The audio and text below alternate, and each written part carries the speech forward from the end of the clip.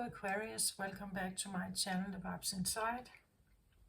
I am Mariana and I am preparing here now to do your next reading.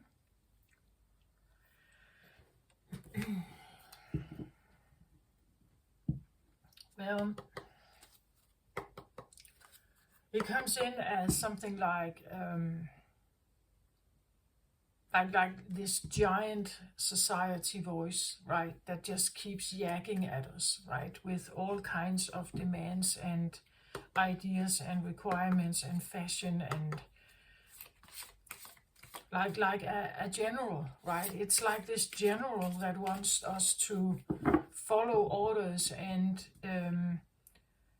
believe in everything it tells us, and that everything it talks about is so important.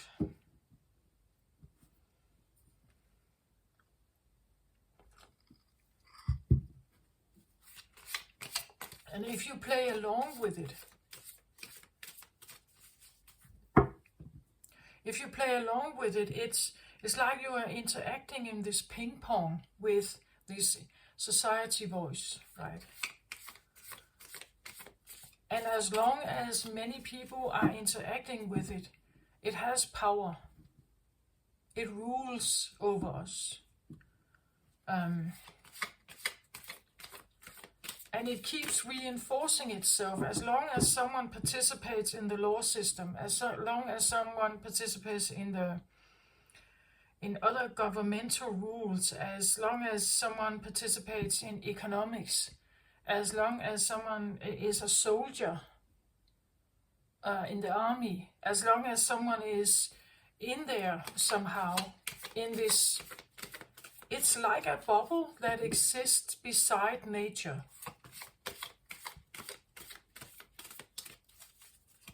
And inside that bubble, something happens in there, right? It's like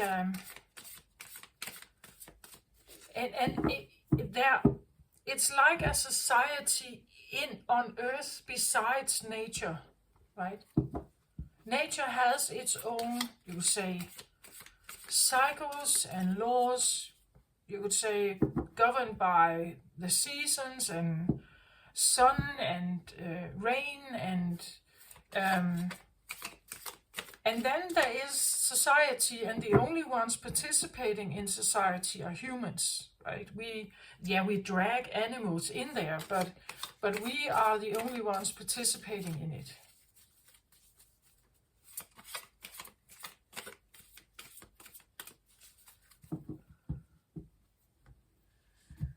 So what is it actually? I see it as this giant bubble of like a voice that keeps yagging at us with all kinds of information.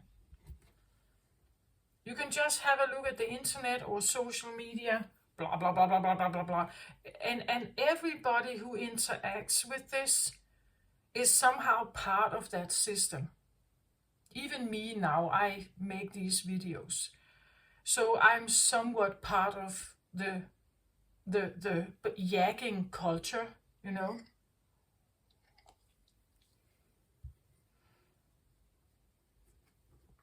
I'm just not, like, this message goes a bit against the normal setting of it, right? That normally you would like being in there. Normally you like the gossiping or the normally you believe that society is great. Normally you're in it because you don't know there is another choice. There is only this reality, right? That is reality. Society is reality. And then, interestingly enough, in society, we then have all these escape mechanisms. Like inside, when you're inside it, then you're trying to escape it. Right? We have different kinds of entertainment. that people can watch, that for a moment take you to another world. If you go to the cinema and you watch a movie, that movie takes you into a world that is different perhaps than the world you are, the so-called reality. So that is kind of a pause or a break of the reality. You can drink, you can do drugs, you can numb yourself in different ways to try to get a pause or an escape or a break from the reality that we are in. But it's just this big yagging voice rah, rah, rah, rah, rah, that keeps telling us all kinds of stuff, and we are so controlled by this. It's in our brain. You know, traffic rules, right? Like where to drive and so on. We don't even think about it. It's so trained into our brain and our subconscious understanding. We don't even think about it. I get the journey here. Well, a journey away from something, a journey outside something. What I'm doing right now is like I'm trying to this one also, indecision about something in life perhaps here.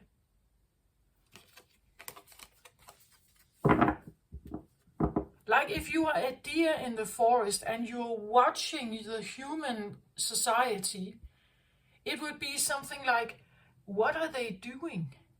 What is this, right? There's so much going on over there, but I don't know what that is. Like, this is not my world, right? The deer has no clue about all. The deer doesn't know about borders, right?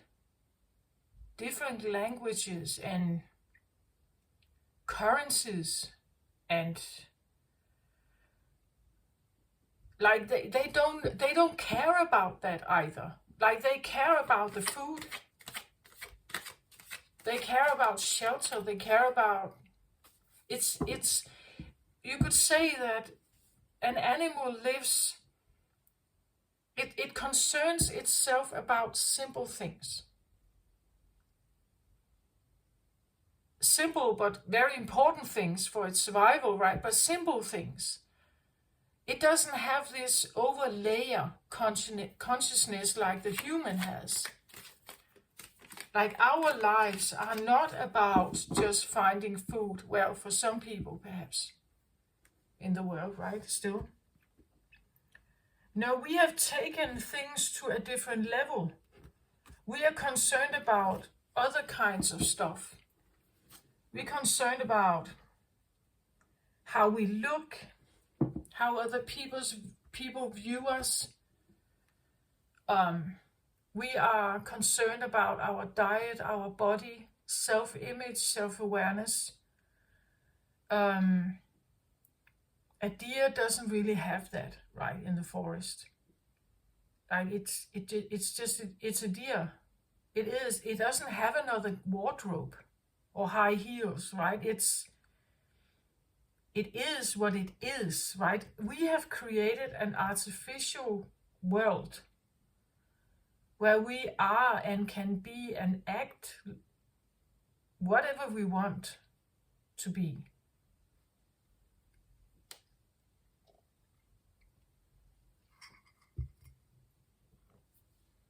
The selfie generation, or the selfie, it's very self-absorbed in some way. We're very concerned about us, right?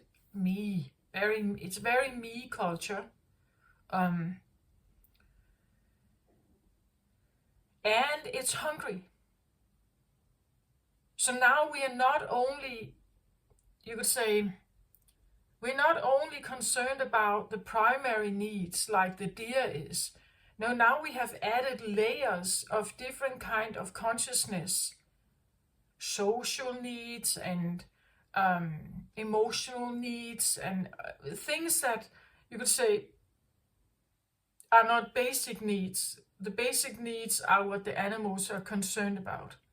We have added layers, and we are just as hungry in these layers as we are on the primary layers. A part of us is keep asking for more, more, more, more, more.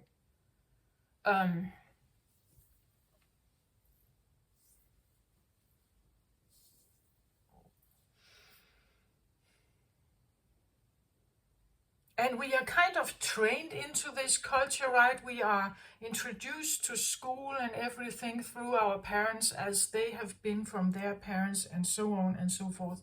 It's a repeating cycle of something. In my book, though, it has become so mask-like that it's so... People pretend they are okay in there. But you know, they smoke and take pills just to try to get by. And if you have an injury, right? God forbid you have an injury, you cannot necessarily work as much. You cannot be productive as much. You can lose your salary. You can lose everything, right? Our health is important, but still we know that many people have or eat poor diets. Sometimes because it's the cheapest. I don't get it, right? A deer in the forest, if they could choose, they would go for the best food they can get. They wouldn't go for junk food. That's only when in winter time, right? This is where we are, where we have very little money, and we buy, the cheapest things you can ever get.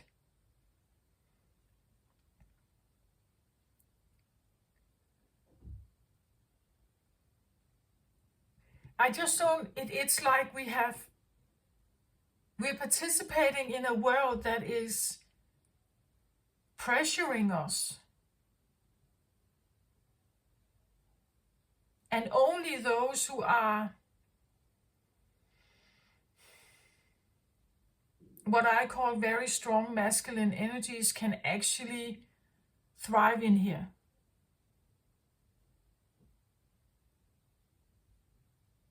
People with big egos can thrive in here.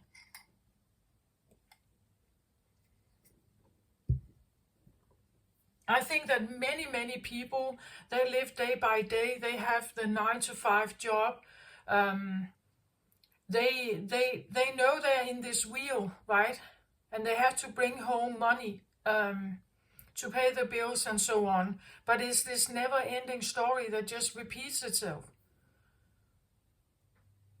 And we are bombarded with a lot of information of how to be and how to act and how to look, and only when you wear this or look like this, you are desirable, right? I think it's uber stressful. Like there's way too much in there. I don't want to waste my time on that. I don't want to waste my time on all these projections. And who are they for anyway? What is it? Like, what is the tone underneath it all, right? That kind of governs everything.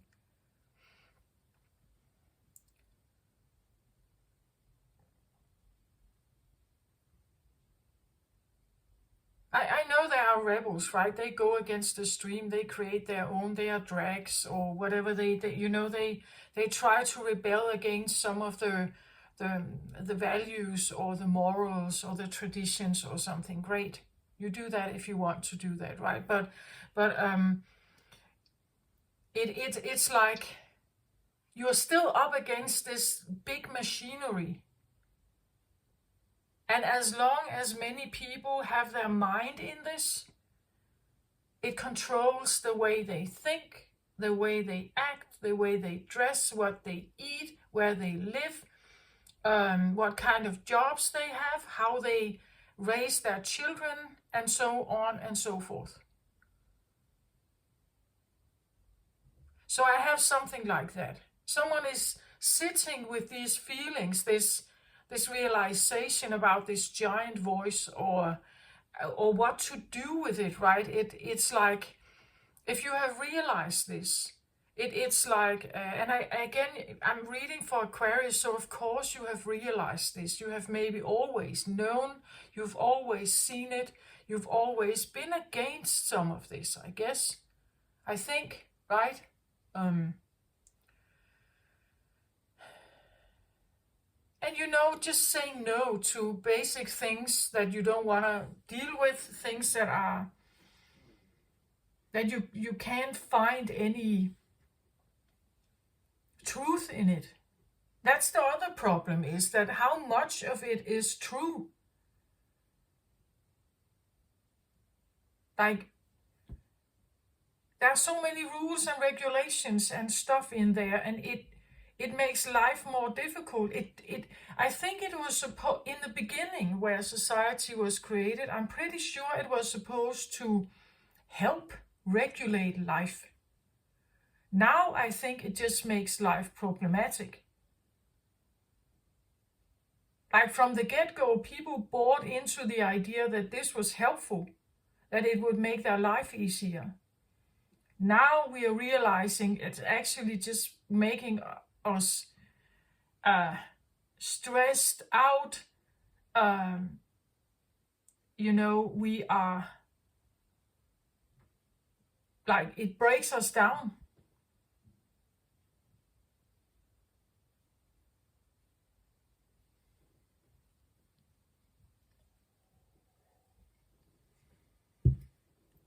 I'm not an entirely, anti-society person. It's not like that, because I know I'm highly dependent on it. I don't know how to survive without it.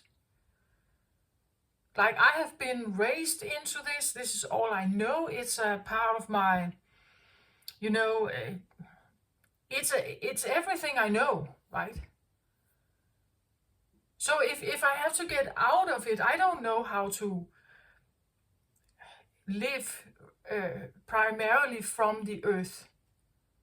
I guess I could grow stuff, but it will become winter and so on, and how to store things, and it would be something almost like going back to before industrialization came in, right?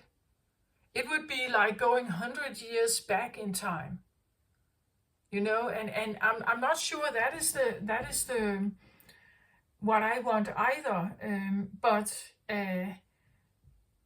there's definitely something about that. Some of this has become way too controlling and way too difficult to see through. Like, there's so much legislation governing a lot of stuff, right? The interesting thing is that all of it is made by humans. Like, it started out with some people today, others are governing it. Others are participating, making new rules, making new legislation, upgrading and modernizing and so on. But it's still humans who do this. Sometimes also people who have been educating themselves through the law system to be able to make new laws, right? They have been trained into the system. That's what we all do. We are trained into something to participate in it and keep the wheel going. As long as someone is participating, then it will keep continuing.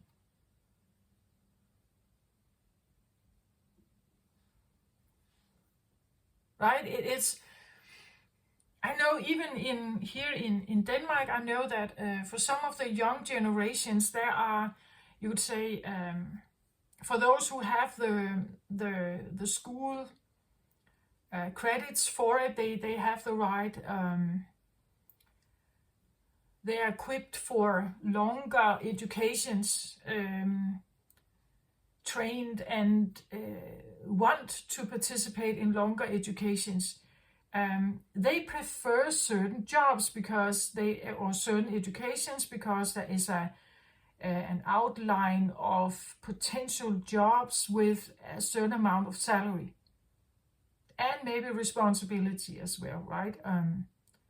So they choose certain job directions. And then there is this portion of jobs that is very undesired. So not many young people decide to have one of them, perhaps because it's strange working hours, it's very poorly paid or something like that. Or it requires it's a very specialized job, and there are only few factories in the country who hire them, right? But these less favored jobs, society here in Denmark actually does this, that they are rewarding young people who decide to get this job or to take this training. They're getting extrally rewarded. They get some money for taking this job on. Isn't that interesting how society overall sees the loopholes? Like, there is this awareness, someone is looking, right? We have people in the education system who is watching, analyzing the data of how this year's young people, how this year's new students, where do they go with their education? And if we can see that over here we have a void, nobody is taking this education, we send in a reward system to make sure that it's filled, because that's what the society voice is requiring. It needs all wheels to spin, right?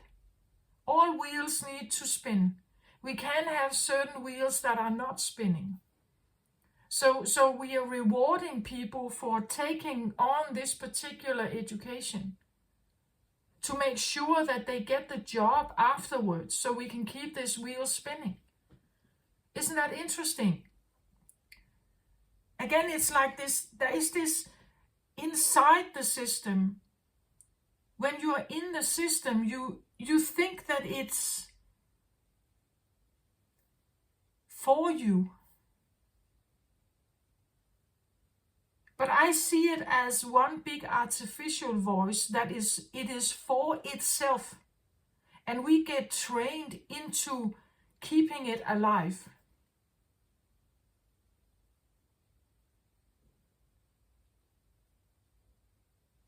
Like, I don't know if that makes sense, but it's kind of that feeling that I have here, right? It's I have talked about some of this before.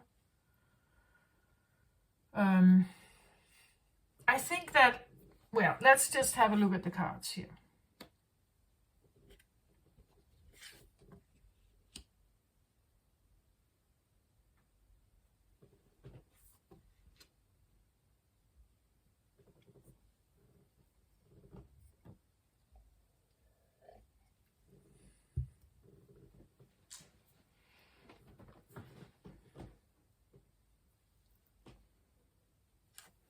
So in the center, I have the Four of Cups.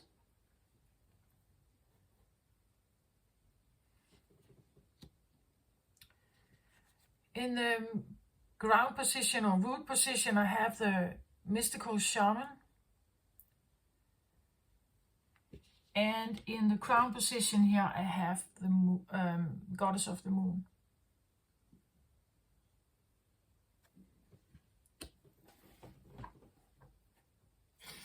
So here I feel like I'm sitting with, this is the guy I talk about who sits here he sits in nature and he is sitting and thinking about life, right? Four of Cups is usually a card of reminiscing about the past, reminiscing about the good old times, reminiscing about certain people here. There are still 3 cups standing here. There could be something in them. So he is holding, you could say, love for something. He cares for something here.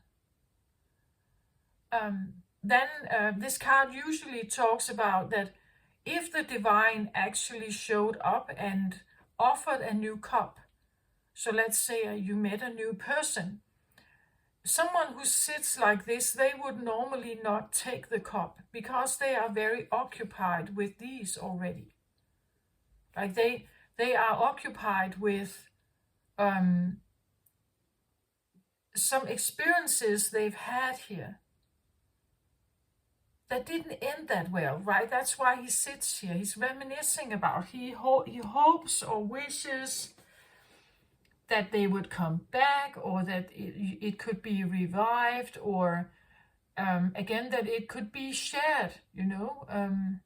This can be someone who sits in unrequited love. They have had love for certain people here, but they didn't reciprocate it, right? So if someone actually, it comes in from the divine here, that there's love here for you, take a look at this cup. This guy could normally be a bit resistant of this, right? He has his experience here. So it's like, I'm not quite sure I want this.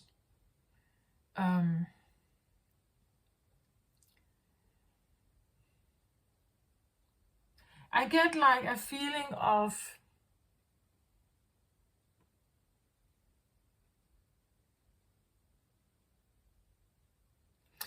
like I just said, someone who sits and watches society, right? Watches how it works, that there's so much going on in there. And he is kind of outside of it. He prefers to sit here under the tree. He is...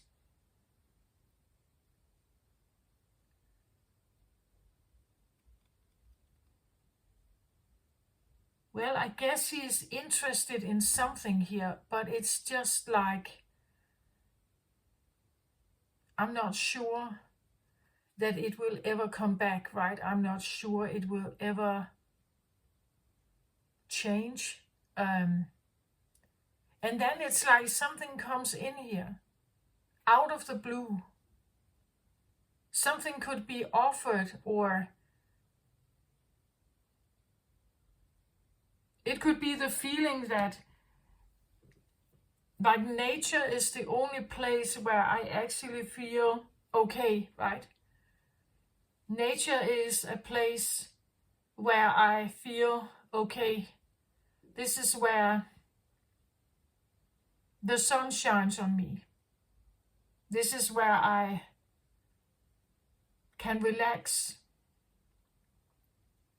This is where I find peace, perhaps.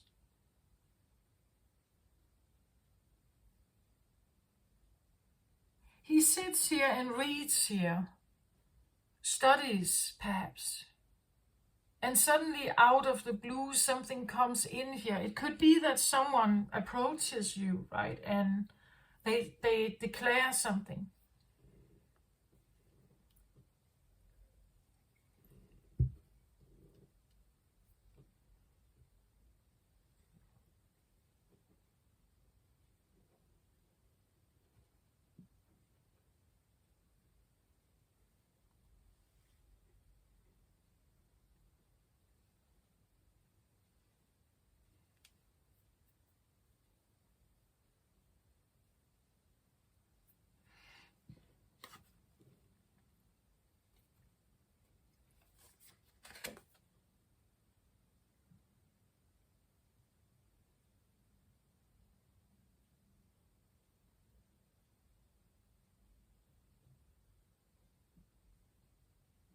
I get something like because when I look at the card, it's like, it's almost like a hand that reaches through from one round to another and offer something. I get something like a helping hand, almost like the feeling that you are helped in some way.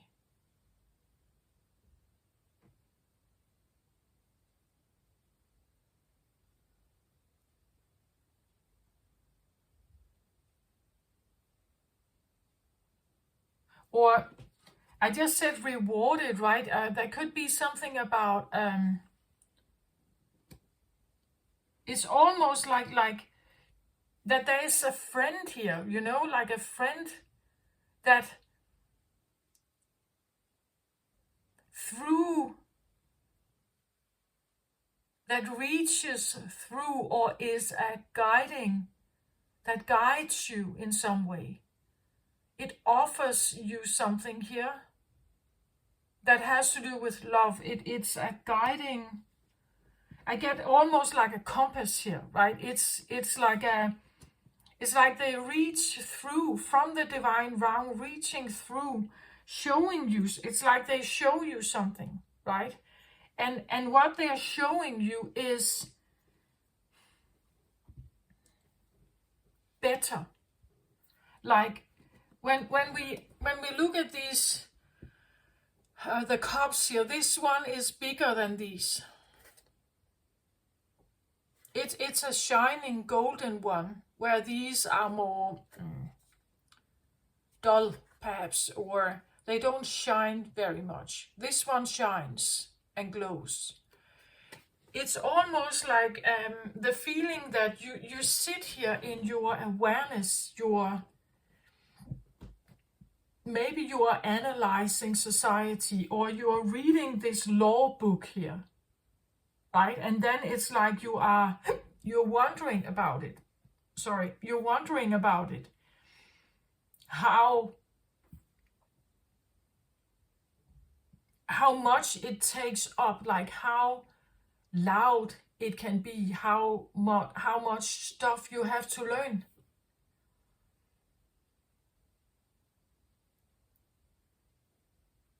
Or maybe on how uncomfortable it is, right? When someone reminisces here, it's like,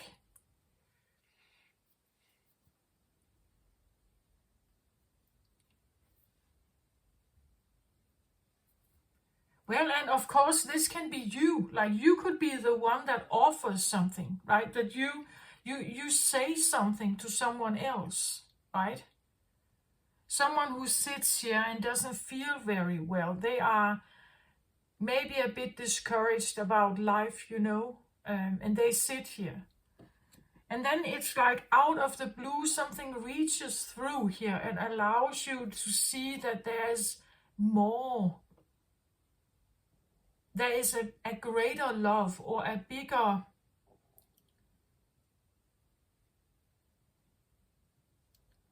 like cups energy can be so many things. There's more compassion somewhere else. There's more love somewhere else. I'm showing you, right? I'm showing you this. I'm showing you something. I'm allowing you to watch something. I am advising you, right? And he's actually looking at it, letting himself be guided perhaps by something. It's like a friend that just offers you some guidance. You know, that it comes through as a kind gesture or something like that, like a kind advice. Yeah, a bit like a compass. Because the Four of Cups can be this a bit, well, usually someone just sits there and thinks and about life and maybe missed opportunities with other people. They don't know how to take action. They feel discouraged, perhaps. Again, unrequited love. It's a person that doesn't trust in love, or doesn't trust in, or has had experiences where that kind of that were disappointing, or that didn't understand you, right? They didn't understand. This person could feel misunderstood. They have brought forth cups in certain situations. Nobody took them. Nobody wanted to share their cup. Someone feeling perhaps rejected, right? And sitting here, sad or hoping, wishing still that something would come back, that something would manifest itself, that it, and maybe like a disbelieving, right? That why is it that this is so difficult? Again, someone could be in the dating field here, have had, been in the dating field and realizing how society works. The dating side of society is so shallow, and there are so many masks, and people always, they can write anything online, and none of it has to be true. None of it has to hold water, right? None of it has to be secure or safe, or none of it has to be real. You put up some makeup and, right, you look in a certain way. You can present yourself with different hair colors, different styles. One day one dress, another day trousers, another day another dress, another hair color, different makeup. You can design yourself to become whatever. Someone could be a bit discouraged here about maybe the dating scene, that it has been false, or it's not real, right? Or it's the reality of dating, or the reality of love, doesn't really exist in society. It's more of a business deal or a competition. Who gets who and when, right? And I think someone feels like this is not for me, right? I can't be part of this. And this hand that comes in, it feels, I get like compass. It's like something wants to try to guide you towards something that could be for you. But it may not be in society, right? It may not be in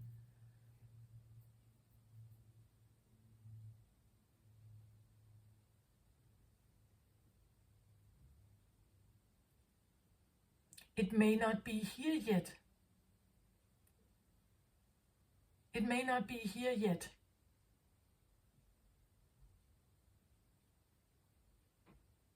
Interesting. The reason why I say that is because I have this card in your crown position. This is your brain, right? This is how you think. This is perhaps the downloads you get. It's perhaps the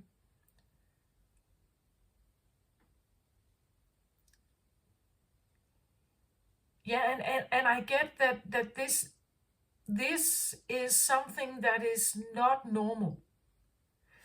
I have the yellow on the table here. The yellow, and combined with my purple amethyst here, is it tells me something about being very brave about something, doing something anyway, following some kind of guidance you have here. A guidance that could be, like download. You just know something, right? You know it, but maybe you can't prove it, or you just know it. It's deeply and utterly something you just must do, or you feel called by it, but it requires you to go off line almost. It requires you to maybe sit in nature. It requires you to leave certain situations behind. Perhaps it's daring. It's definitely something that takes determination. It's not what society would normally dictate or say. So in this case, yes, you are a bit of a rebel. So what is it about? I feel like, again, it's like you called by something here. Something that is bigger. There's something about this cup. It's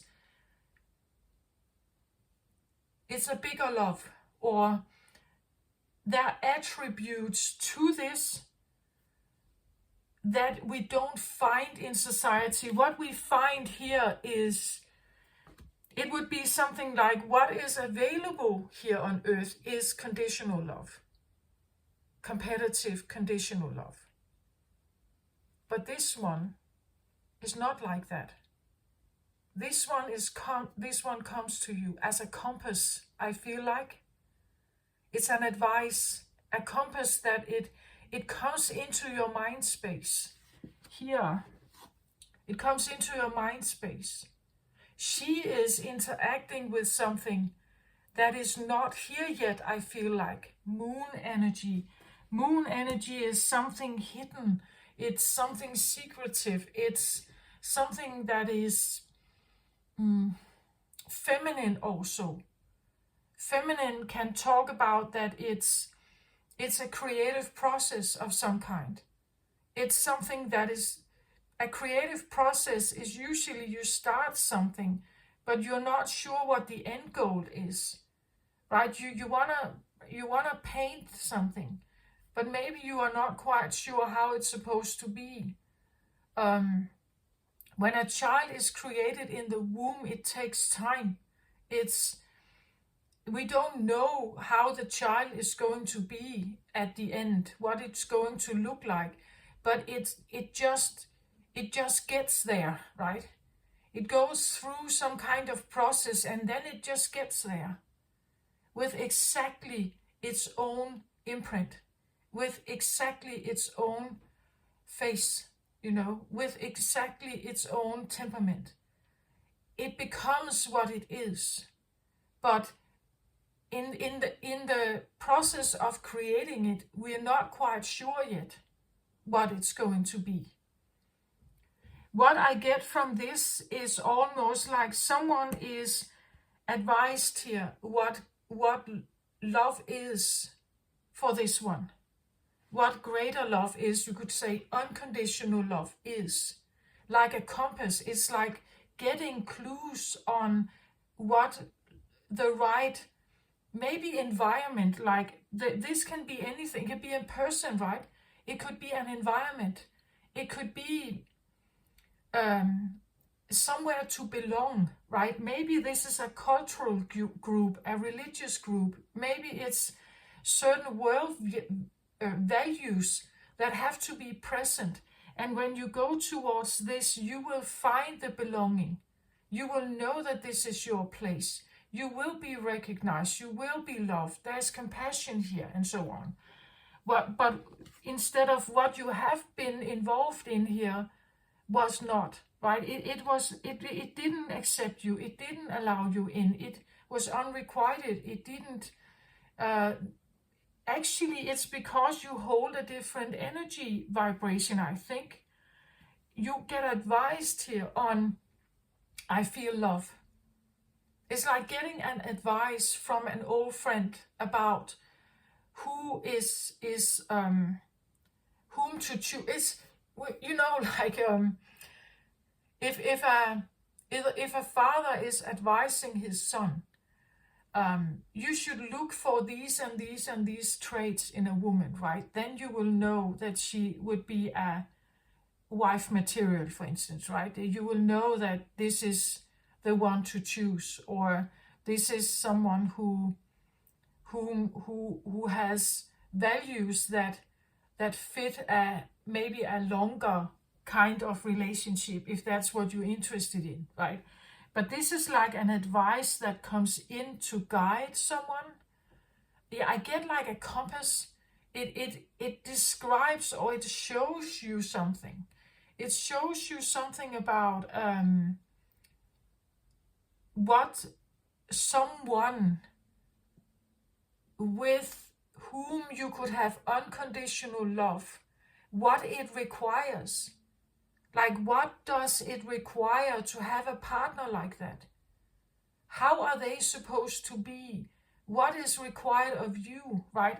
And then you are in a molding process here, where you're trying to work your way through this, listening to your intuition, this guidance of what this is. She's looking up on it, right? She's looking up on the moon. He's looking up here as well. There is something about looking up and deciding to trust something. Deciding to, it could be someone who tries to manifest their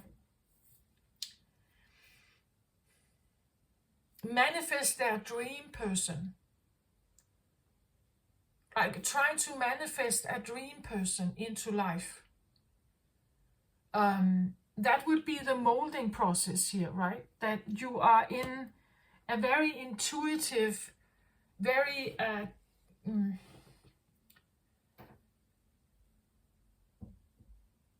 listening process. It's like listening to the moon, right? You're listening to what your potential partner is, but you don't know it yet, right? That's what I feel like. It's like allowing certain features to be the most prominent ones, not how they look, for instance, right? Not necessarily how they look, not necessarily their height, not necessarily their wardrobe, not necessarily their income, not necessarily their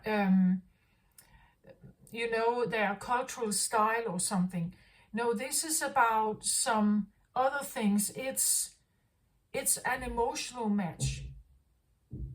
It's about whether we have an emotional match, whether we have a love match here. It's almost a bit like, the moon, like a blind date, right? It's like accepting a blind date. You get an offer here. There's a potential for real love, but you have to trust me, right?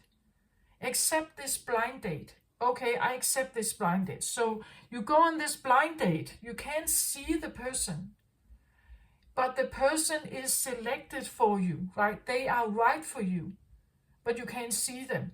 So you have to trust the process of getting to know them in the darkness, getting to know them in the darkness, trusting that God has this advisor here has your back. That they have your back here, they are guiding you somewhere, right? And you're in this blind date feeling, in this womb feeling, right? That something is molding and shifting in there, in front of you. But you can't see them, right? You can't see who they are. You can just feel it. You can feel that it feels right. You can feel that they are kind and loving, right? But you can't see them, right? And so trusting some kind of process here, I feel like, where and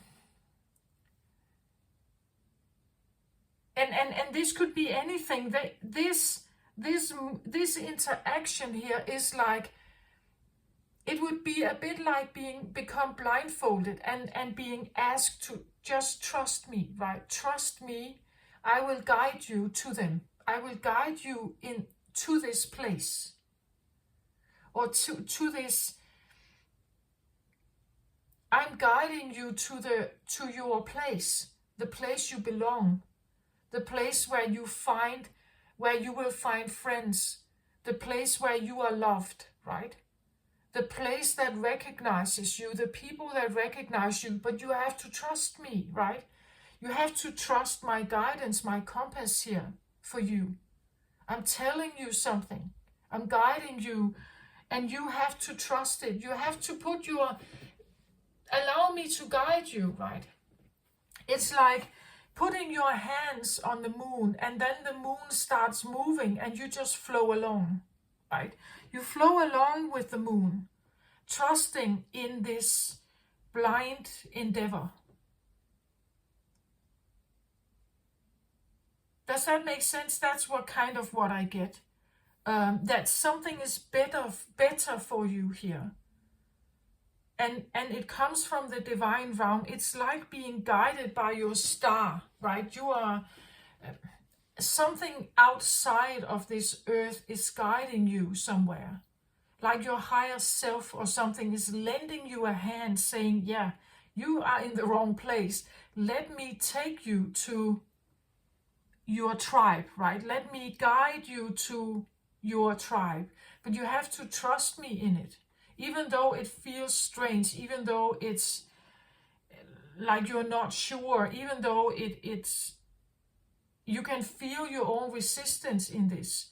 That is what this is.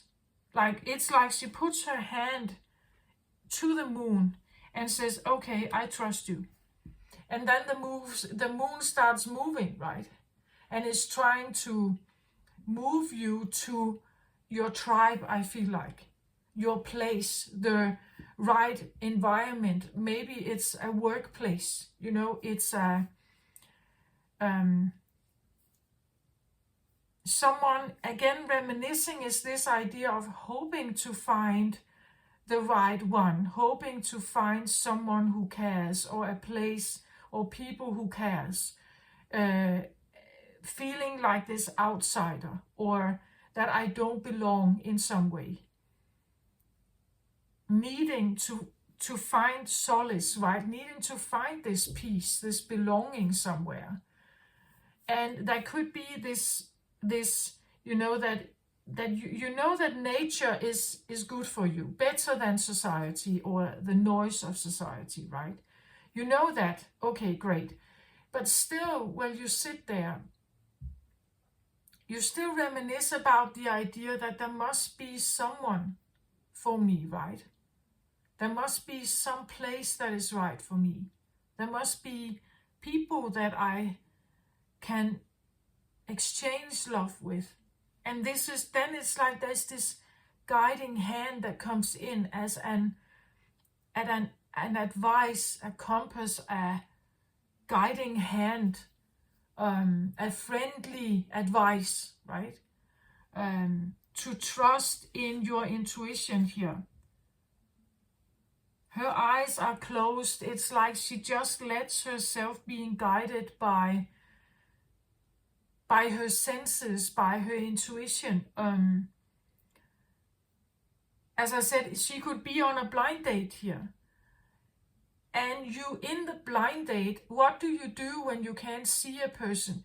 You let something else guide you, right? You let your senses guide you. You let your intuition guide you. You listen to whatever downloads you get about this person, right? You talk to them, you're listening to their voice, their tone of voice, their word choice, right? You are using or listening to other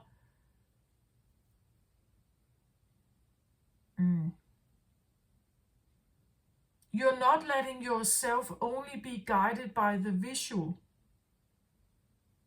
stuff, right? Which is usually very superficial. Again, we can design ourselves to look in whatever way we want.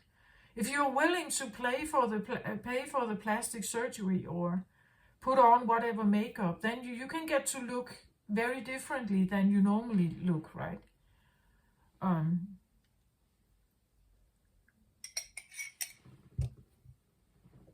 But in the blind date, in the darkness dating here, you don't know what they look like.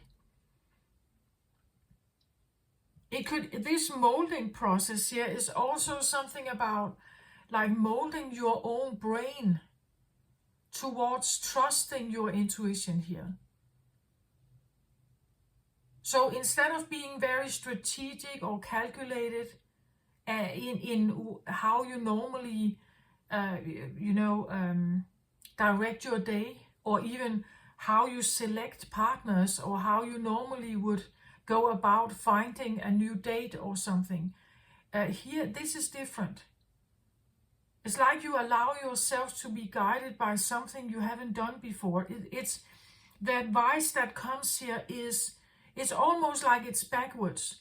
Instead of looking at what they look like, their height, their weight, it's almost like you're asked to start from the other side. You're asked to start with what you like about them, like, or why you love them. Why do you love them? Well, maybe it's because they are kind, they are considerate, they are compassionate, they are fun, they are, it's like you are asked to go from the other direction towards what they could look like at the end. But you take it from a different approach, right? You build up your dream person.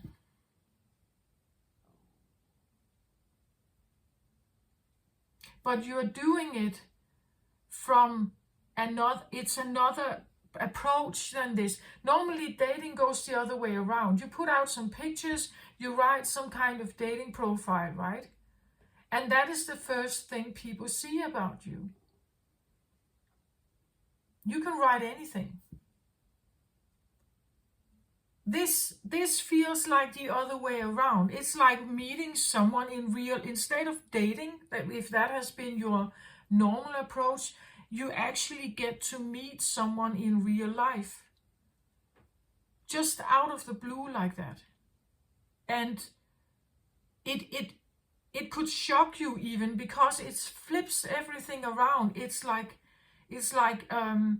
starting from the other end. Right? It's okay, something like that. That's what I get here. In the root position, I get the mystical shaman here. And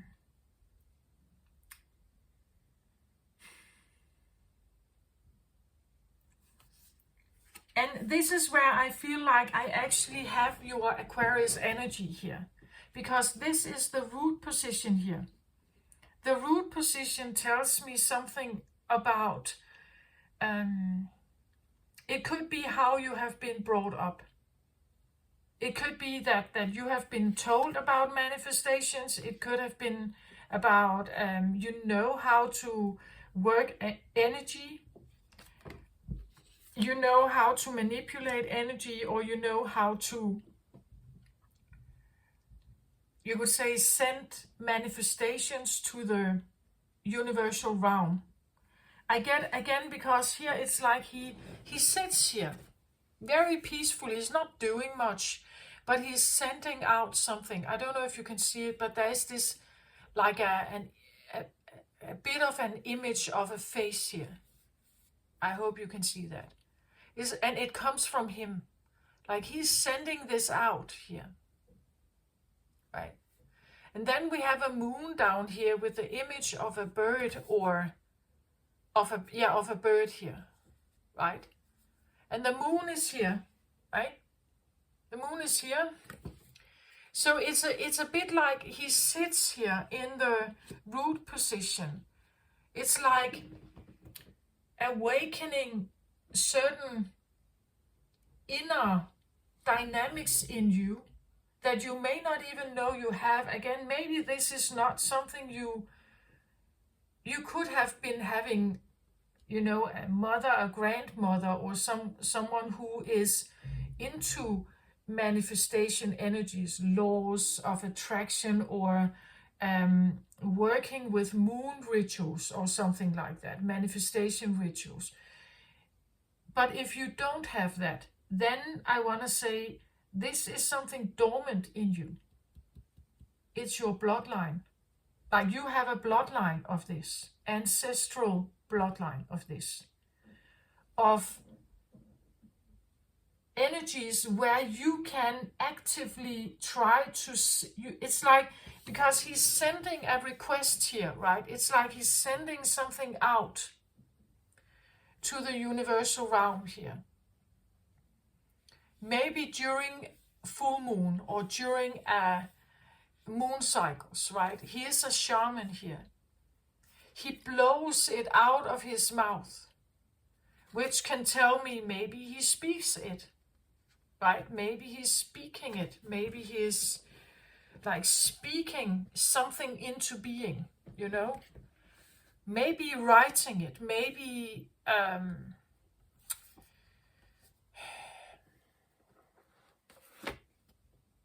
singing it, even humming it into being. You know,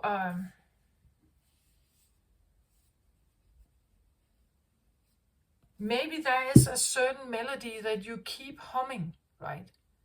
You keep humming it. And you're not, maybe this is utterly subconscious, you have no idea what you're doing, but actually you are calling in something. Something that isn't here yet, I feel like, but it's coming, like you are calling for it.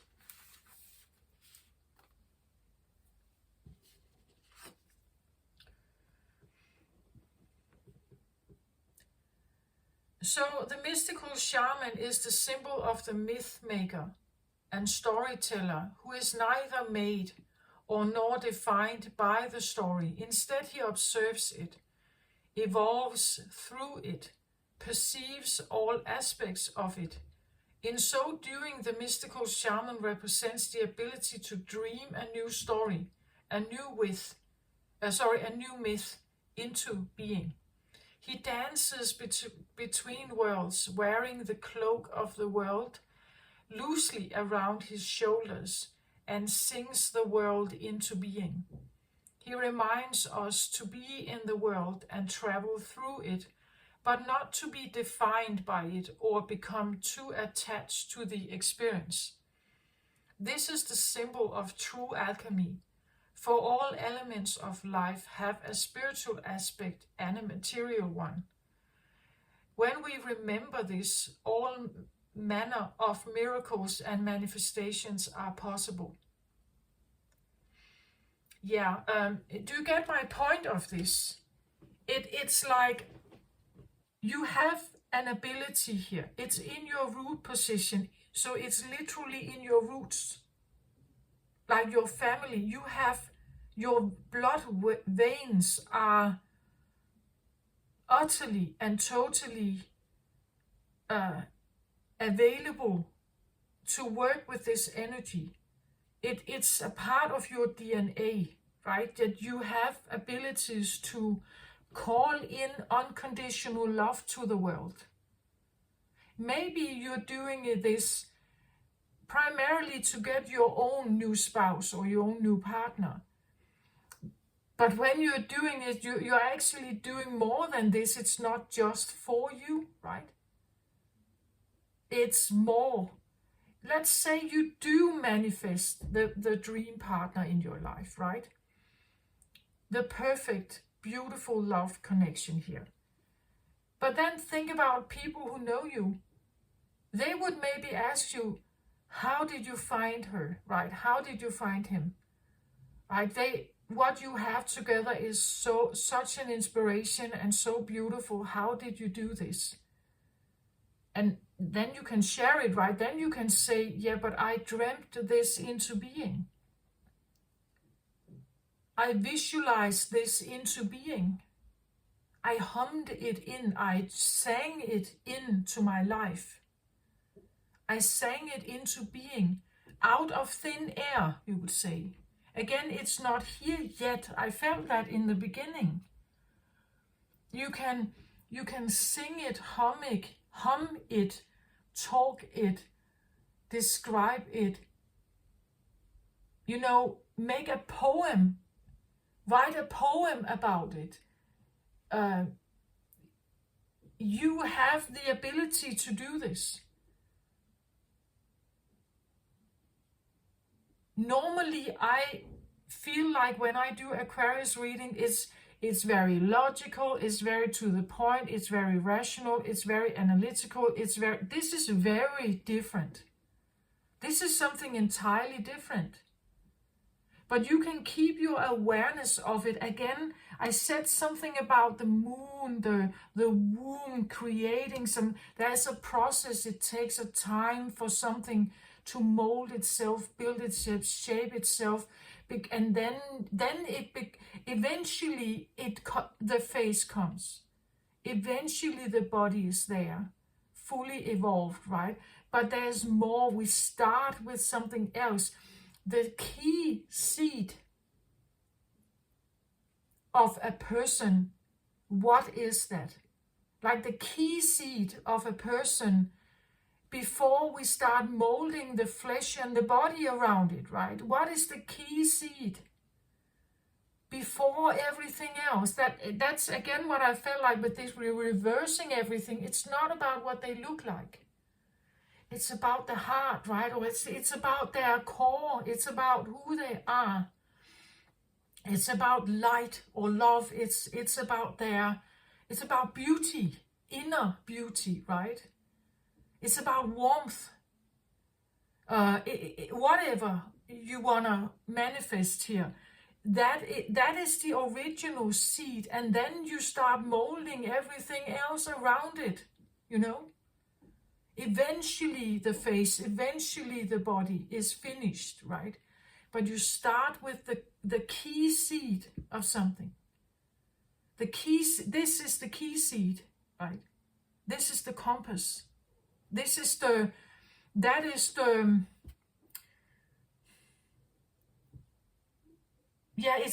it's the key seed or semen, right? That has to be present inside everything. It's the core. This is the compass core that you're looking for. And then you start molding everything else around it. If someone has a compass core like this, how are they? How do they speak? How do they act? You know, then you start swirling around more and more about this person around them. Eventually, you get to the point of maybe designing more of what they look like. But the core beginning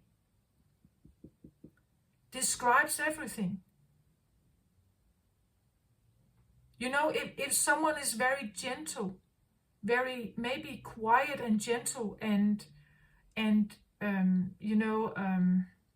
if that is your dream person, that they would be calm and gentle and soft, they would probably have an appearance that fits this core. They would look like an angel, right? If you want a feisty, fun, rebellious type, if that is the core, they will look different, right?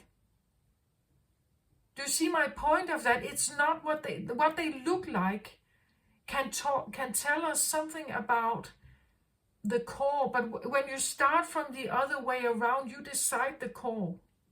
And then you start swirling. Then you say, okay, if someone has this core, how would they act then? What would they say? How would they come across if I met them in the street, right? If they sat in the classroom, what would they wear, right? What kind of culture do they come from? What kind of religion, perhaps, you know? You start molding and creating rings around them, more and more and more and more. Eventually you get to the point, are they blonde? Are they Latino? What are they? Right? Then you get to shape that. And this is now then what you send it out here to the universe here. You send it to the universe, right? You are guided here with a key semen.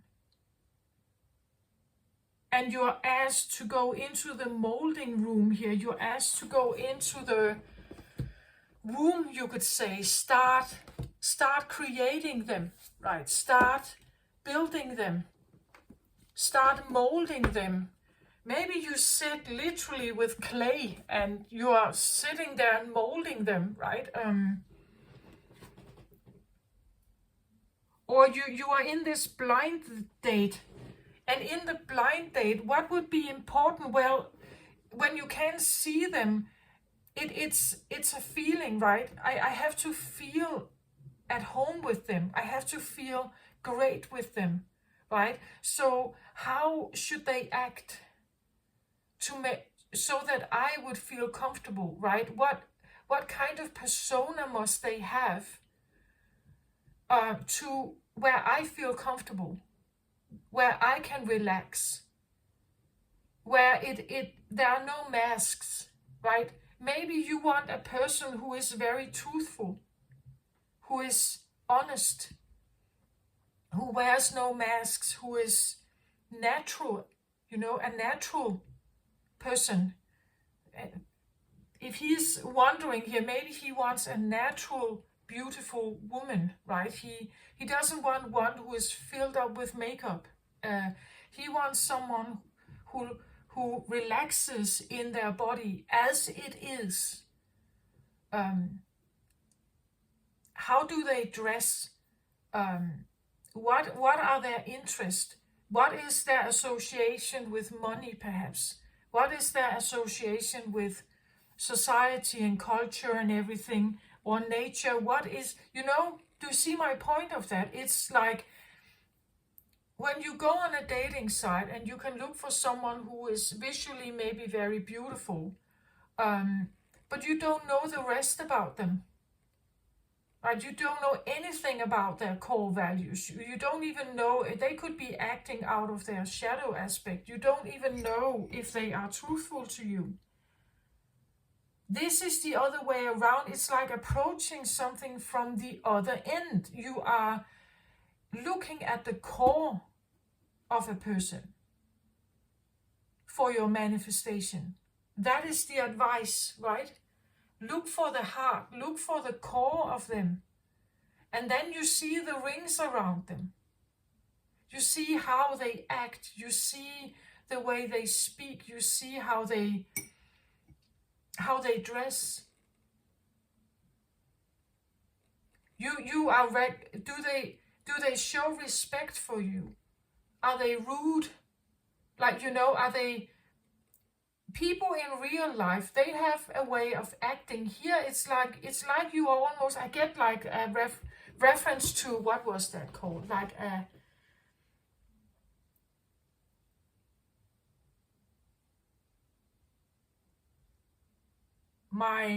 what was it? My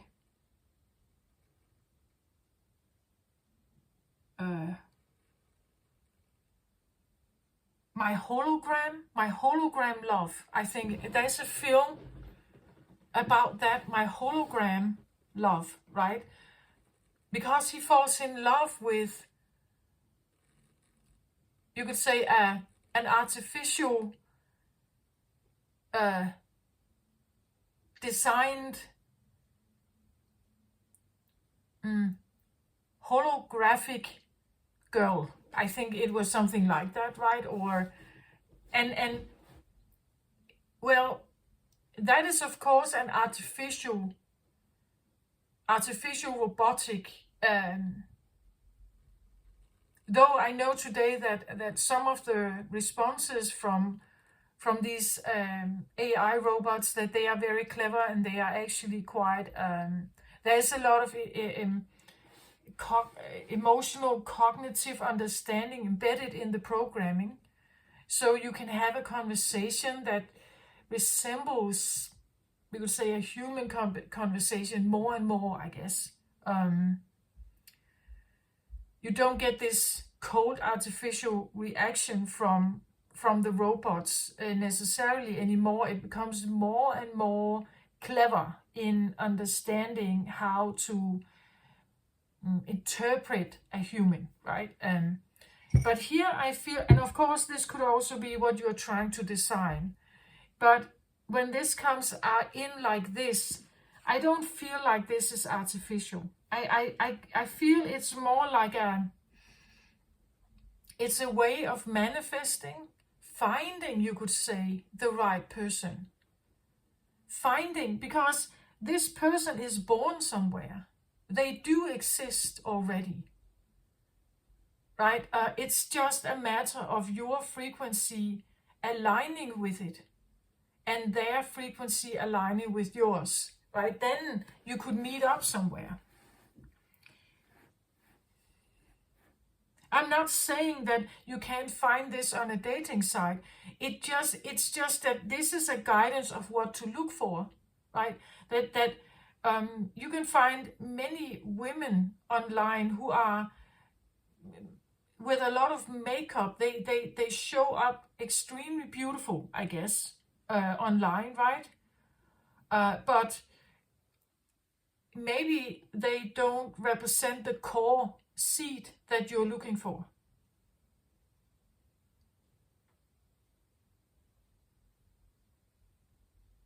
And that's what I feel like is here. And there is a compass here that kind of comes in and is showing you something. And this can be your higher self. It can be something you haven't been aware of to look for, or how to, because our world is not designed like that, right? Our world is not really, you go to a club, you can meet someone. You go on a dating site, you can meet someone. That is pretty much how, right? Of course, you can meet someone in a classroom. You can meet someone anywhere, in the grocery queue, right? Yeah, you can do that, but it's not that normal, right? And how do you start a conversation there? You know? And you don't even know if they are available. You don't even know if they are single, right? Sometimes on the dating sites, they will tell you if they are available in some way. And even that can be a lie. We don't know exactly, right? There is something here about wanting to manifest the dream person, perhaps, or the true love of your life, I think.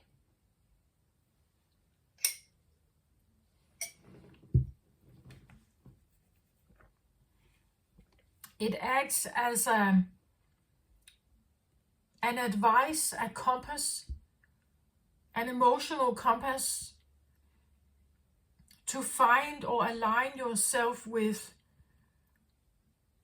to recognize certain features in people that show you something about I want to say a higher love, a love that is more than what you have found until now.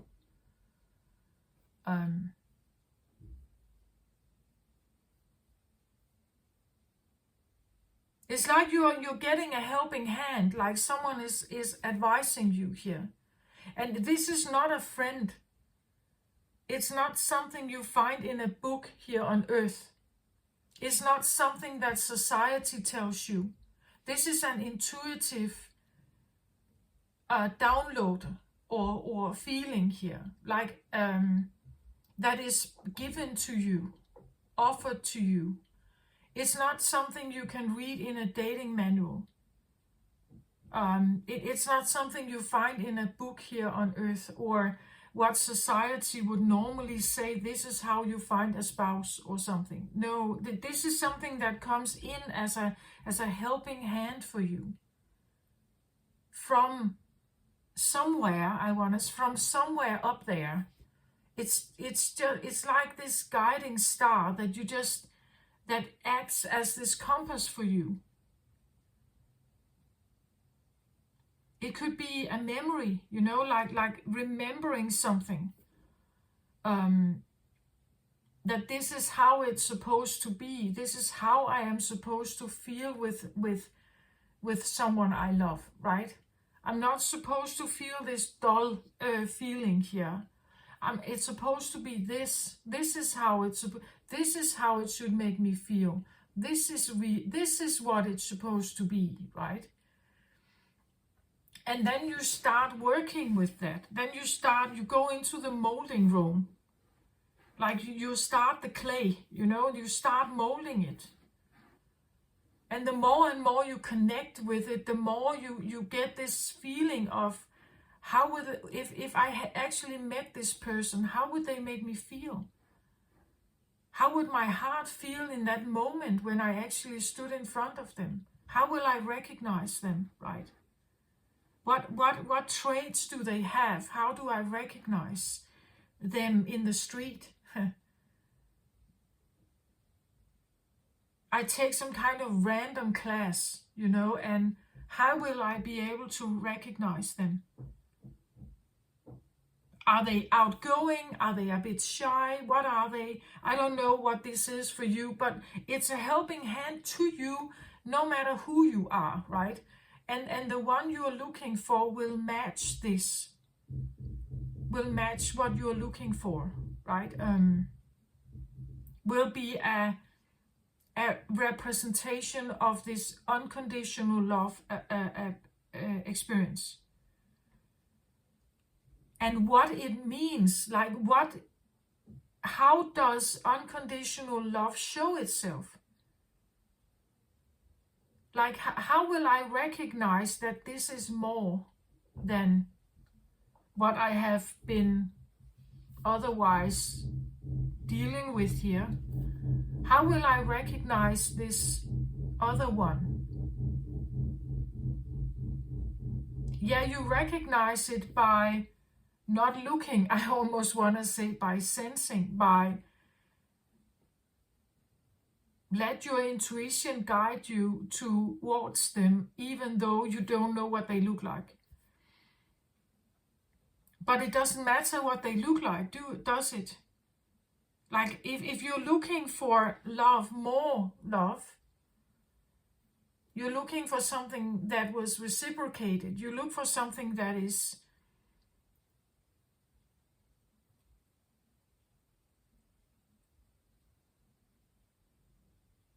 perfect for you. And you're perfect for them, right? If you're looking for this higher love, then it shouldn't matter what they look like. Because it's the heart that actually is important. It's the way they think. It's the way they act. It's their kindness, perhaps. It's their patience, maybe, with you. Again, you're creating these rings, these you could say stories about them. You become a storyteller of them, right? You start telling yourself the story of who they are, or you sing or hum the story of them. You write a poem about them. You speak about them, to yourself or to the universe, that my person is like this, they act like this, you even take notes, like you can write it down, you can write down how would they treat you, what would they do, and what would they never do, right? What could they never ever do to you?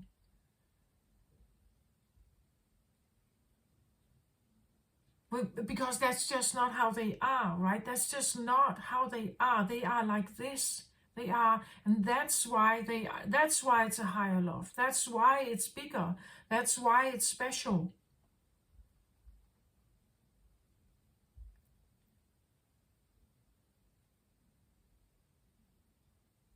So that's what I feel like I have here, right?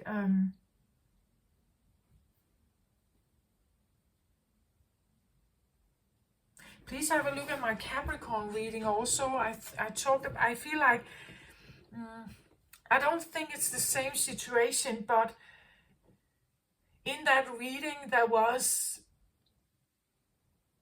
like I talked about grieving. I talked about Capricorn grieving someone, a big love, a very, very special kind of love.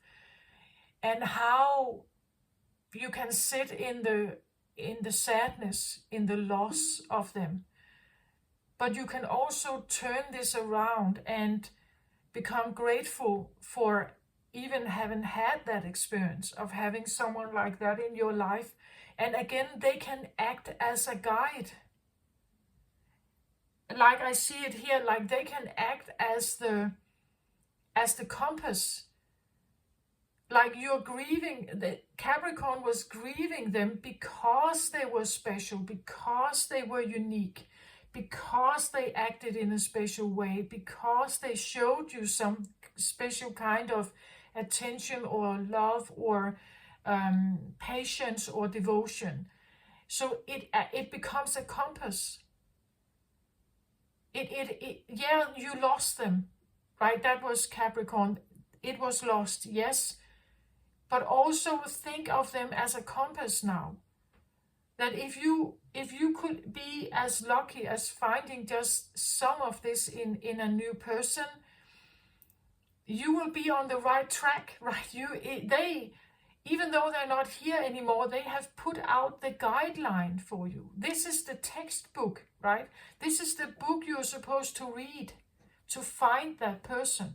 That is the advice, right? They were the greatest love of Capricorn's life ever, eons, I think.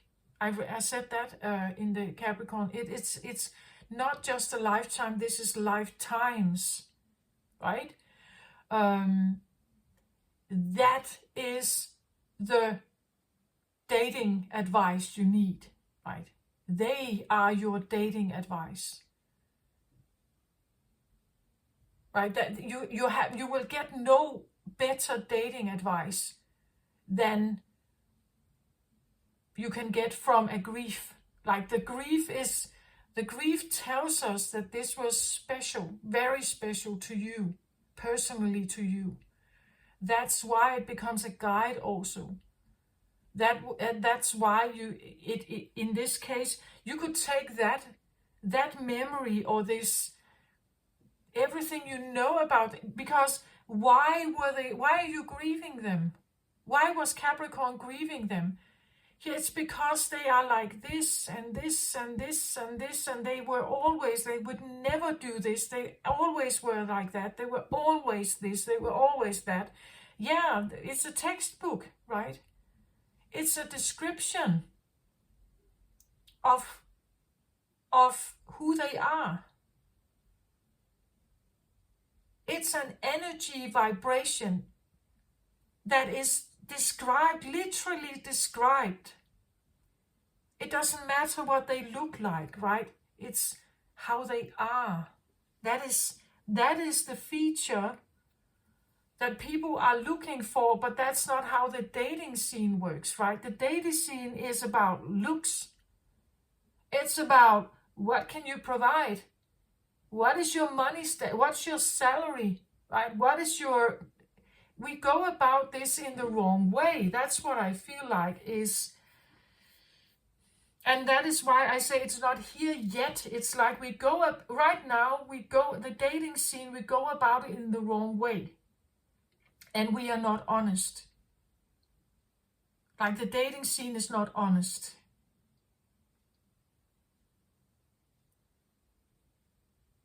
But again, Aquarius, you are here sometimes to bring forth something that is more futuristic, something that isn't here yet. You are about to bring in a different, you could say, way of finding your own person. Or even, as I just said, it's a description. The people we grieve most, they are the biggest guideline to find love in your life. If you loved them, right? The people that you feel the greatest loss around are those that you cherish the most, right? And that's why they act like a guideline.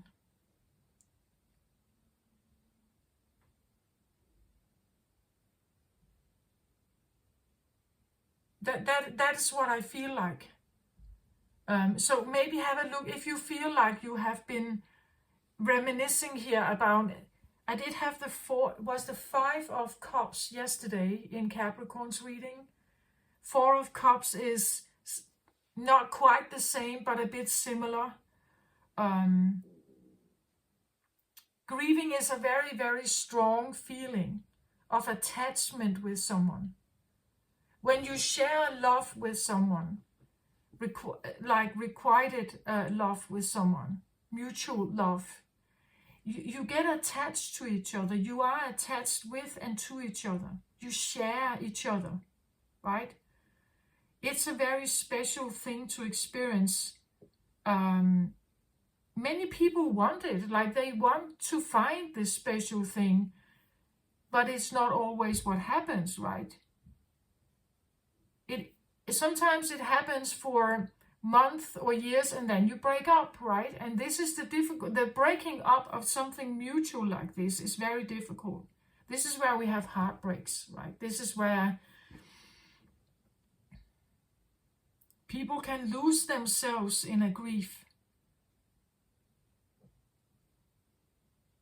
They feel utterly exposed and naked and vulnerable, right?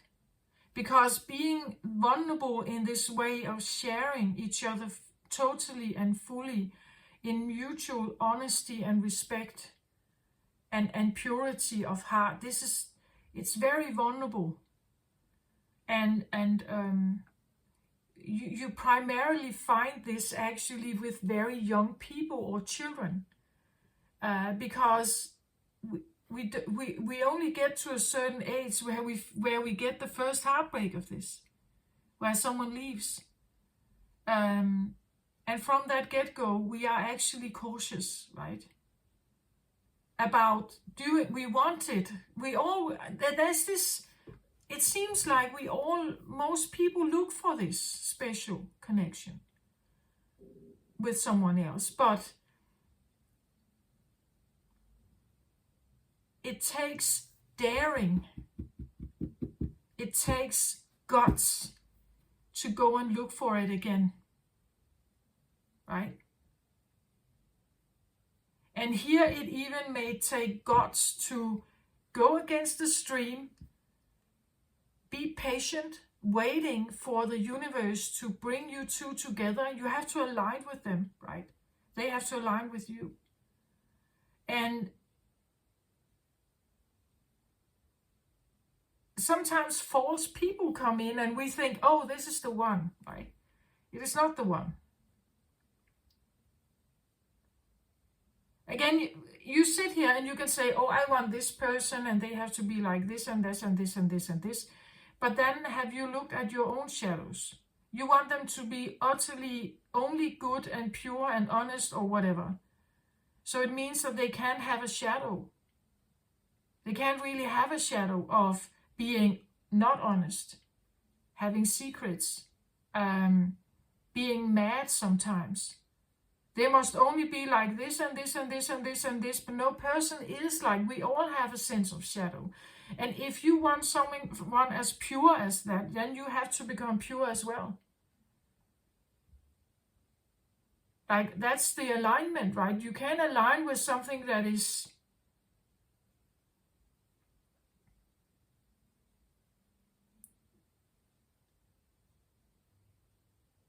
not aligned with you.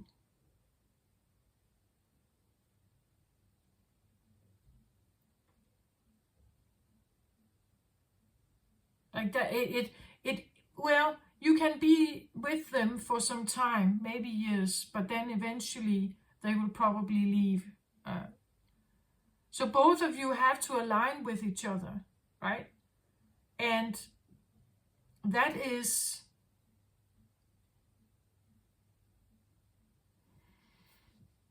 like it takes some adjustment to. Yeah, we want the love, yes, that's great, but do we also want to give love? Do we want to be vulnerable? Are we ready to do that? Are we daring to do that? Are we brave to do it, right? Are we willing to do this?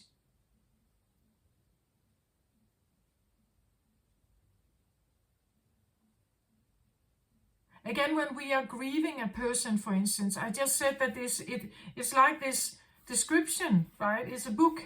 You get a description of whom to look for. But then when you look at this person, you're grieving all the great traits of them. They probably also had others. But the ones that the reason why you grieve is because you grieve the traits that you particularly liked about them. They probably also had others. But there were more of the good side, right? There were more you liked than you disliked. That's why they're special to you. That's why they are your favorite. That's why they were important. It could be a bit like that, right? It's like you get this compass that is advising you to go towards something. It could be a memory, like you suddenly remember something. You remember of what it is that makes a person special. Why is it that this cup is glowing? Why is it that this is special? It's because it's different than the others here. I don't know what these other cups talk about, but they are definitely not the ones that you want to hold on to, I feel like.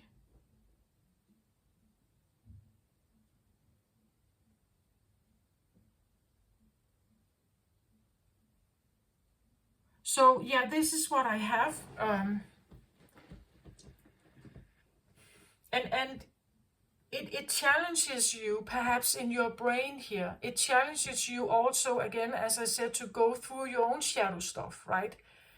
Are you actually, if they actually came in, suddenly they stood on your porch in front of your front door here, and they were knocking on your door, would you be able to take them in and fully emerge with them? Are you ready for that? Or are there something in you that you need to get out of the way? Let's say you have mistrust. Let's say you are cautious or suspicious, right? Let's say you don't trust that easily, or you could become like an inquisition, right? That you need to know this and this and this and this and this, though they feel like they are interrogated, right? Then they will probably not necessarily stay, right? Are you ready to be with someone like this? So that's in your mind space here. You may be going through something or feeling that you are faced with something. Because yes, you wanna align yourself with this one. But it's going to challenge you also, because we are not that perfect. Like we do have good sides. We also have maybe less good sides. Maybe you are confronting yourself with your own jealousy, right? Maybe you're confronting yourself with angers or resentment or bitterness from previous relationships, because you have to get them out of the way, right? You can't bring that forth to a new person, right? Then it's going to ruin everything, right? So this could be what this also talks about here. So yeah, we are in a molding process of letting them be them and you. But in order to have this openness, this vulnerability, the ability and willingness to actually want to melt or unite, that is a choice. And that choice has to be backed with the right emotions. Right? We don't want jealousy in here. We don't want guilt or shame in here. We don't want like old past hurts or something in here. Like this has to be like gone out of the way before you actually stand in front of the love of your life. You need to be able to open your heart. You cannot let old heartbreak stand in front of your ability to invite someone in. Because many of us want it, like we want this beautiful person to come into our life and declare their love to us, right? And be perfect. And that we don't have to change anything about us. But you do need to change something about you, at least if you are blocked. Like if you're blocked, you will not find someone who can come in. They cannot come in. Even if they showed themselves in front of you, you would run away from them, right? You wouldn't be ready. So there's stuff to be done here. To mold yourself towards a person like that. It's also something, am I worthy? Like, can I match them? Like, am I worthy of someone like that, right?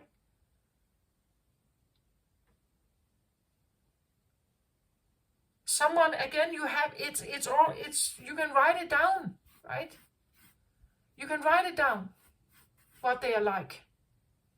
What is that core semen? And then write down what they are like.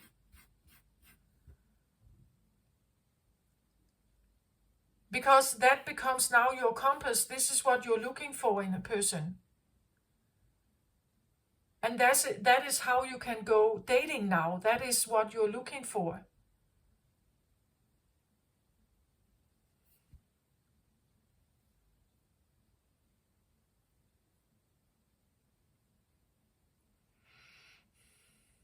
And I'm pretty sure they are out there. But we have so many people here on Earth. Of course they are out there. Somewhere. But you may not live in the same city, right? You may not, again, maybe this is about, let's say, some cultural things. Let's say you were raised in a Catholic family.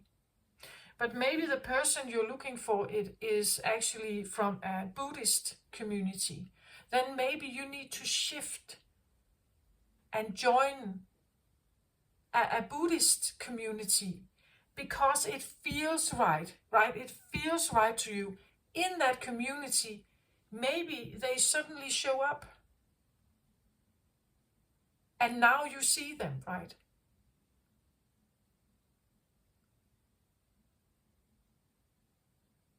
Or the other way around, you are in an environment and you like this environment, you are very comfortable here, and they are shifting from another to your environment.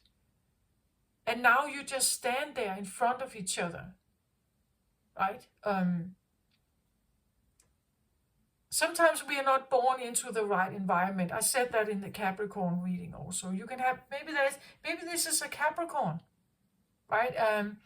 That you're dealing with here. Please have a look at the Capricorn reading. It's heavier reading because it talks about grief, but I feel like there's a lot to learn from that also. If someone is grieving, like it's a very, very strong emotion, and it can be very prisoning. Like if you don't know how to shift it around, then you can actually get stuck in it, right? Anyway,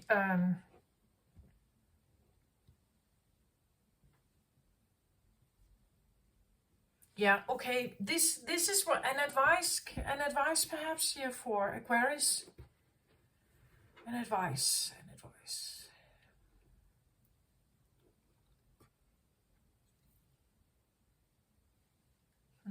Interesting. So I get ancient future here. Our ancient future. I said that it's not here yet. It's not here yet, right? The advice card is to trust in a future that is also ancient. Like it's like that is contradictory in a linear understanding, right? That something is ancient and futuristic at the same time. That's not, but it's. I said it's like it's not here yet. The love here is not here yet. I also said that this could be a memory, right? So it's like you have some kind of knowledge. It's a knowledge that goes beyond linear thinking. You can tap into energies that becomes the compass. The compass can actually be from an ancient point in time, but you are drawing it into this human future because it's necessary. Because it's necessary. I believe that Aquarius doesn't necessarily always live with and in linear time. It's not how your mind works. It's your mind is expansive. It can grasp very difficult scientific and even cosmic knowledge that many people have difficult time comprehending. But you can do that, I wouldn't say easily, but fairly easily, right?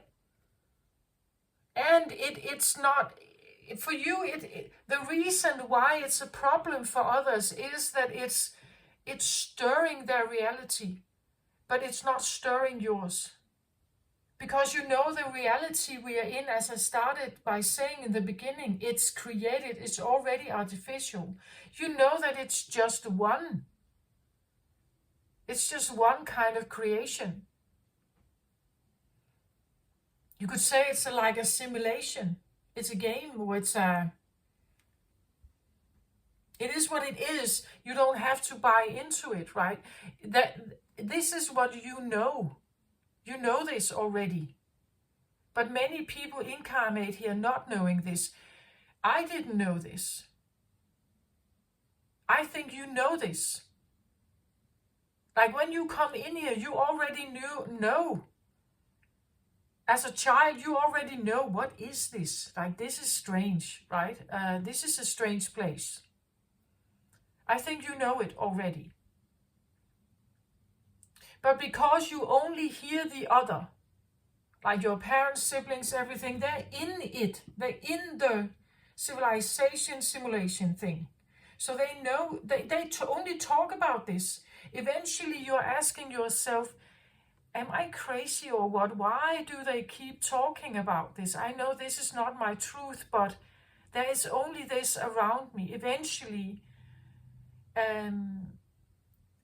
it feels like gaslighting, right? That eventually it's like there's only this, so maybe I'm wrong, right? Maybe I'm wrong in some way. And then sometimes Aquarius plays along, right? Then I try to see what this is then, right? But ancient future for me is, as an advice card, is to trust what you know, right? Trust what you know, because you know stuff that is not here yet. Even though it's actually ancient, or it's from an ancient culture that was here once, or it's ancient from other realities, it doesn't matter. But that could also be what you're realizing here, that our society is that the way that the earth societies work, that they are ancient to you. Like, to you they are ancient.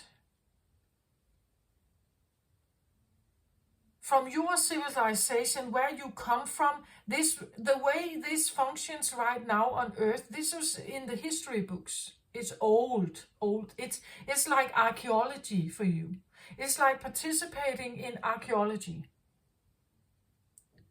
You are in archaeology times.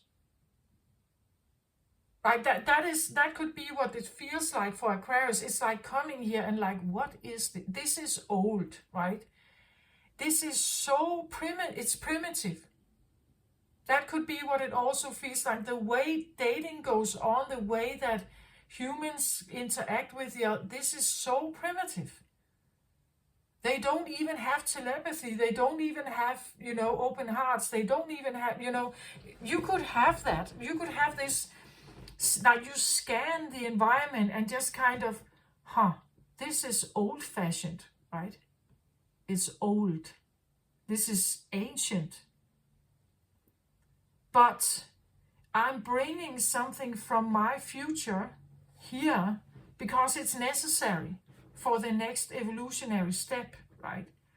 I bring this in. I know something. And because I know this, I can drop it into the existing pool, right? It says here that it talks about wisdom from indigenous peoples, ancestors holding the keys for the future, ancient remembering, bloodlines, how the past affects the future, a time to step up, timeless power symbols, activations of powerful shifts. So this is like the advice card for you, right? That it's time you can activate ancient memories. You can trust in your bloodline. You can see how past things have affected the current future. You can step up. You can introduce new power symbols. You can activate powerful shifts in yourself and around you, right? That is what it's about.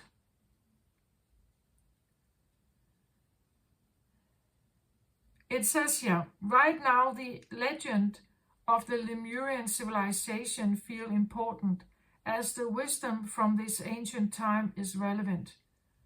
The fall of Lemuria alerts us to the possibility that humanity may face humanity may face if we live without respect for the earth. An ancient remembering is emerging. Many of the seed crystals and the knowledge they are imbued with are becoming unearthed. All those who can see a better future are not just dreaming. Their hearts and minds are hearkening to the core of the earth-based traditions to bring through knowledge that will help shift the paradigm into balance. It is said that the Lemurians who survived the fall traveled the planet and ended up in the places where inspiring indigenous knowledge far outweighed what Western minds have come to prioritize. The ancient Egyptians, Mayans, Inca, Tibetans, Maoris, indigenous Australians, and Hopi are examples. These ancient knowledge keepers of earth and ethers have been holding the key for a new world. They are being called back to our roots to acknowledge the infinite wisdom available when we drop to our knees in humble receptivity. To move gracefully forward, we must first stand in our power for the places, ethics, and conversations of what matters most. And that is what I feel like is here. Like it's like something comes in here like a compass for you. It awakens something in you. Like a bloodline shaman here, right? When we heal ourselves, we often heal our ancestors also, and illuminated beings.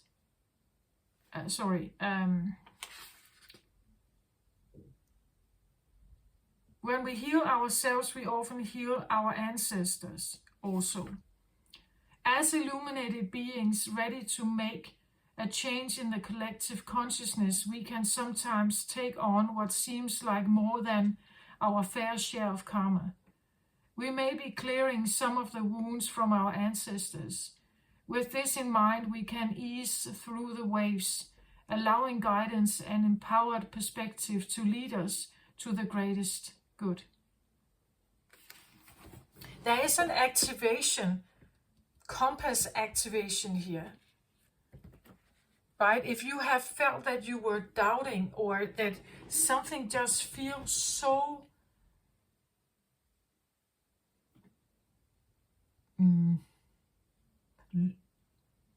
low or unfulfilled in some way, like something very vital is missing, then you can actually start activating some of this. Again, as I said, it's simply because you remember, right? You remember different times, like you have seen other things. You have witnessed being part of other rounds where things are different. Maybe you are even an incarnation of Lemurians. You know a different way, right? And at least you know it for yourself, right? You know, maybe there are places in the world you have to go, like, as I just said, Tibetan. Maybe you want to travel to Buddhist, the Mayan area, Buddhist temples, or and you make, slowly but surely, you will make the steps towards it. Maybe you start just, like in your local community, you start visiting a Buddhist temple. From that, maybe you have become a very well-known member of this society. You get friends here. And suddenly you go with these friends somewhere else and so on. So it's like taking some first steps towards something. And that will lead you somewhere else, that would lead you somewhere else, that would lead you somewhere else. Eventually you end up in a Tibetan monk temple, perhaps, somewhere. You find this beautiful mentor, or you fall in love with the country. You fall in love with the culture or something, right? Or you find this person that you may be looking for.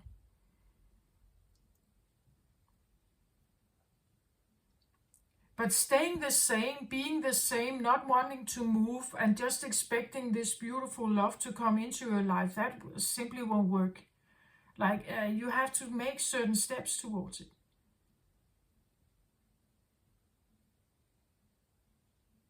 Like, why should it come in if you have unhealed love affairs here? Why should it come in if you are bitter or disappointed? Why should it come in if your heart is not open and you don't trust? Like, it won't present itself.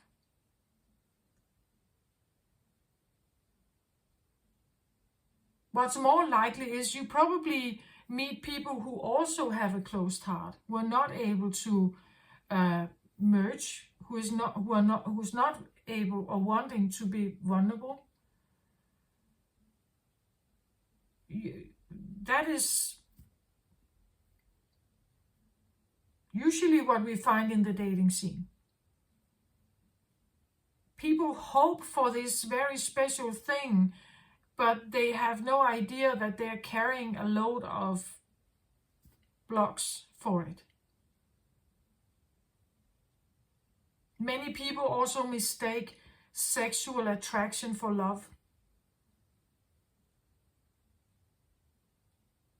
I don't think it has anything to do with each other. It's two very different pools.